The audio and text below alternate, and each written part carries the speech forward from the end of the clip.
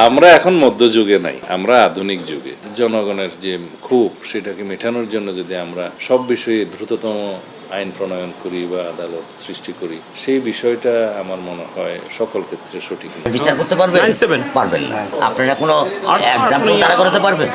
বাবা, হ্যাঁ, আমার কি স্টেম নেবেন? স্টেমে লিখিত নেবেন? আচ্ছা, তো কিছু কথা পারবেন না। আপনারা পারবেন না। রাজধানীর পল্লবীতে দ্বিতীয় শ্রেণীর কোমলমতি শিশু রামিসা আক্তারকে যেভাবে পাশবিকভাবে নির্যাতন হত্যা করা হয়েছে তা কোনো সভ্য সমাজের চিত্র হতে পারে না। ঘটনার নৃশংসতা এমন এক পর্যায়ে পৌঁছেছে যে খুনিদের প্রকাশ্যে দৃষ্টান্তমূলক শাস্তির দাবিতে ফুঁসে উঠেছে গোটা বাংলাদেশ।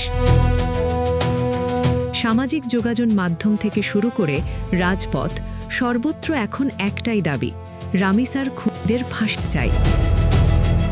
অনুসন্ধানে জানা যায়, গত মঙ্গলবার সকালে স্কুলে যাওয়ার জন্য ঘর থেকে বের হয়েছিল ৮ বছরের শিশু রামিসা, কিন্তু পাশের ফ্ল্যাটের ভাড়াটিয়া পৈশাচিক মানসিকতার সোহেল রানা এবং তার স্ত্রী স্বপ্না আক্তার কৌশলে রামিসাকে তাদের ঘরে ডেকে নেয়। এরপরই শিশুটির ওপর চালানো হয় বিকৃত নির্যাতন। সবচেয়ে হৃদয়বিদারক বিষয় হল, যখন ভেতরে এই চরম নৃশংসতা চলছিল ঠিক তখন বাইরে দরজায় কড়া নাড়ছিলেন রামিসার মা, কিন্তু ঘাতকের স্ত্রী স্বপ্না ইচ্ছাকৃতভাবে দরজা খুলতে দেরি করে যাতে মূল খুনি সোহেল রানা জানালার গ্রিল কেটে পালিয়ে যেতে পারে। পরে প্রতিবেশীদের সহায়তায় দরজা ভেঙে ভেতরে ঢুকতেই দেখা যায় এক নারকীয় দৃশ্য। খাটের নিচে পড়েছিল রামিসার মস্তকবিহীন দেহ, আর বাথরুমের বালতিতে লুকানো ছিল তার খণ্ডিত মাথা। ঘটনার মাত্র ৭ ঘন্টার মধ্যে পুলিশ প্রধান আসামি সোহেল রানা ও তার স্ত্রীকে গ্রেফতার করতে সক্ষম হয়।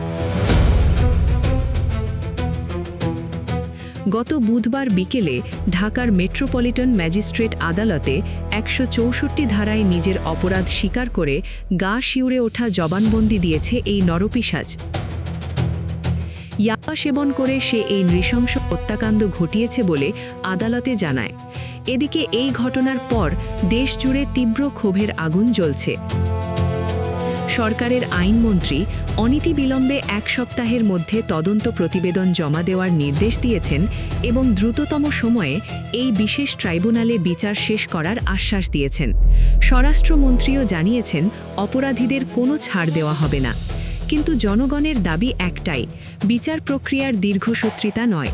রামিসার মতো নিষ্পাপ শিশুদের নিরাপত্তা নিশ্চিত করতে এই খুনিদের এমন শাস্তি দেওয়া হোক যা দেখে আর কোনো অপরাধী এমন জঘন্য কাজ করার সাহস না পায়।